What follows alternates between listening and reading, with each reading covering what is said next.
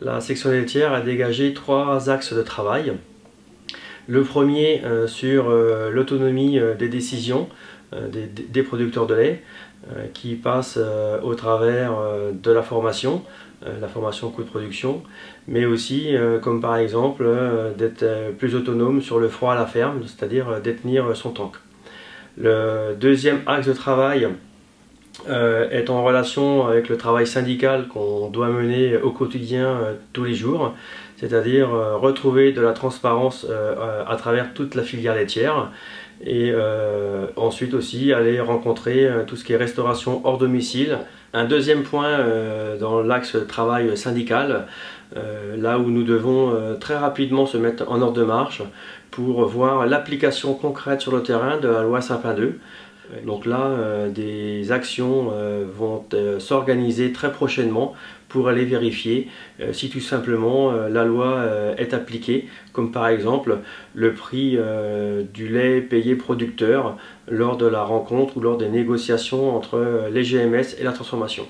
Et le troisième axe de travail va être un travail sur la maîtrise des charges et l'augmentation des produits.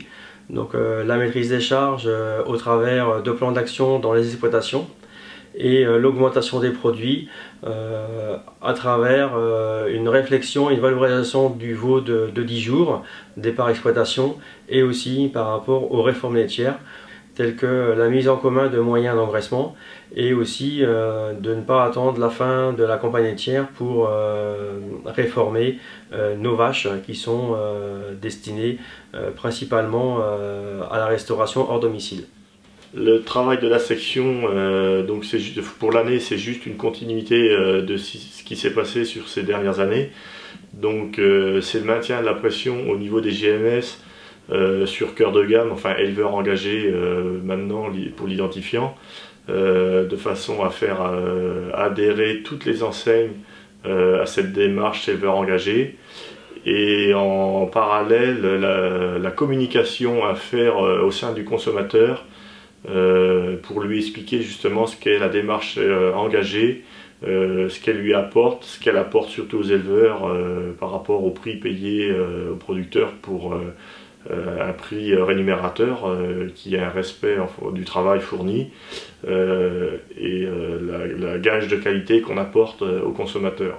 Deuxième axe de travail en parallèle du cœur de gamme, c'est de valoriser les viandes entrée de gamme, c'est-à-dire réforme laitière et réforme allaitante de choix secondaire au travers de la RHD.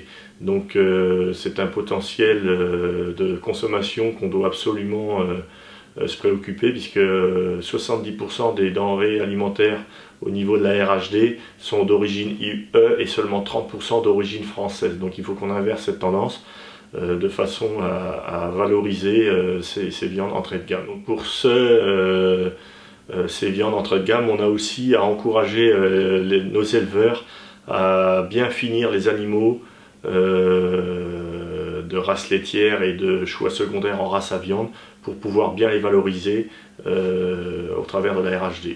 Donc après je veux dire, plusieurs années de crise et peu de vision à long terme et à court terme, l'année 2017 semble offrir de nouvelles perspectives, autant on va dire sur le prix vendu du kilo de cochon. L'année 2017 marque un petit tournant sur le marché, on va dire, mondial et européen. On a une perspective de production qui est plutôt à la baisse, que ce soit à l'intérieur du pays et sur l'Union européenne. Seul le marché espagnol devrait continuer à progresser. Et tout ça sous une forte demande mondiale qui devrait largement compenser, on va dire, les baisses de consommation qu'on peut avoir à l'intérieur du pays. Au niveau des matières premières, donc, qui concernent les coûts de production, on devrait avoir aussi des matières premières, si ça ne change pas, des prix d'aliments qui restent assez stables et nous garantir une marge, je veux dire, pour cette année. Le seul risque, on va dire, qu'il faut quand même avoir dans le coin de la tête, c'est le risque sanitaire, avec la peste porcine africaine qui sévit au niveau de l'Europe de l'Est. Là, on a axé le travail sur la FED en général, sur la valeur ajoutée, et en production porcine sur le département, mais aussi ailleurs.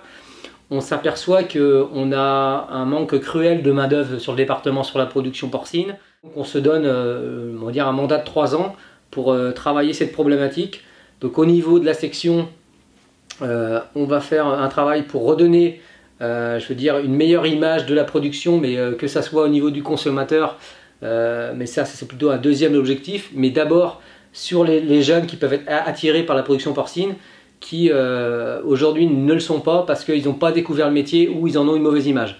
Donc on va travailler là-dessus pour aller dans les organismes professionnels pour montrer le vrai visage de la production porcine et qu'ils aient un attrait et voire un goût pour y venir travailler.